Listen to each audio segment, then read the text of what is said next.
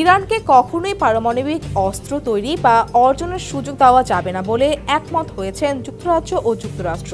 উভয় দেশের পররাষ্ট্রমন্ত্রীর বৈঠকের পর একথা জানানো হয়। গেল শুক্রবার এই তথ্য জানিয়েছে ব্রিটিশ সংবাদ মাধ্যম বিবিসি।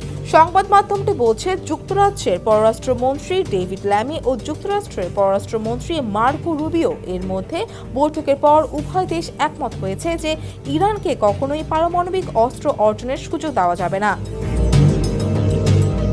ল্যামি বৈঠক শেষে বলেন, মধ্যপ্রাচ্যে বর্তমানে যে পরিস্থিতি তৈরি হয়েছে তা অত্যন্ত সংকটজনক এবং তারা দীর্ঘমেয়াদে ইরানের পরমাণু ইস্যুর একটি কূটনৈতিক সমাধান কিভাবে আনা যায় সেই বিষয়েও আলোচনা করেছেন। তিনি আরও বলেন, কূটনৈতিক সমাধানের জন্য এখন আমাদের হাতে 2 সপ্তাহের একটি সময় রয়েছে। অন্যদিকে মার্কিন পররাষ্ট্রমন্ত্রী রুবিওর মুখপাত্রের বরাত দিয়ে জানানো হয়, উভয় মন্ত্রী একমত হয়েছেন যে ইরানকে কখনোই পারমাণবিক অস্ত্র তৈরি বা অধিগ্রহণ করতে দেওয়া যাবে না। বিবিসি বলছে, ইসরায়েল ও ইরানের মধ্যে চলমান সংঘাতে যুক্তরাষ্ট্র যুক্ত হবে কিনা এই বিষয়ে 2 সপ্তাহের মধ্যে সিদ্ধান্ত নেবেন মার্কিন প্রেসিডেন্ট ডোনাল্ড ট্রাম্প। হোয়াইট হাউসের এক প্রেস ব্রিফিংয়ে ডোনাল্ড ট্রাম্পের এই বার্তা জানান তার press secretary Karoline Leavitt. Bundle থাকলে প্রতি সেনমানিতে টাকা বাঁচবে।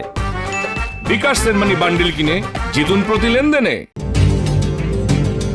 এই প্রেক্ষাপটে যুক্তরাজ্য ও যুক্তরাষ্ট্রের এ ধরনের যৌথ অবস্থান ইরানকে চাপ প্রয়োগের একটি কৌশল হিসেবে দেখা হচ্ছে, যাতে কূটনৈতিক আলোচনার মাধ্যমে ইরানকে পরমাণু কর্মসূচি থেকে বিরত রাখা যায়। ব্রিফিংয়ে লেভিট আরও বলেন, ইসরায়েল ও ইরানের মধ্যে সংঘাতে আমেরিকা সরাসরি জড়িত থাকবে কিনা এমন খবরের মধ্যে ট্রাম্প বলেছেন, অদূর ভবিষ্যতে ইরানের সাথে আলোচনা হতে পারে বা আবার নাও হতে পারে, তার যথেষ্ট সম্ভাবনা রয়েছে।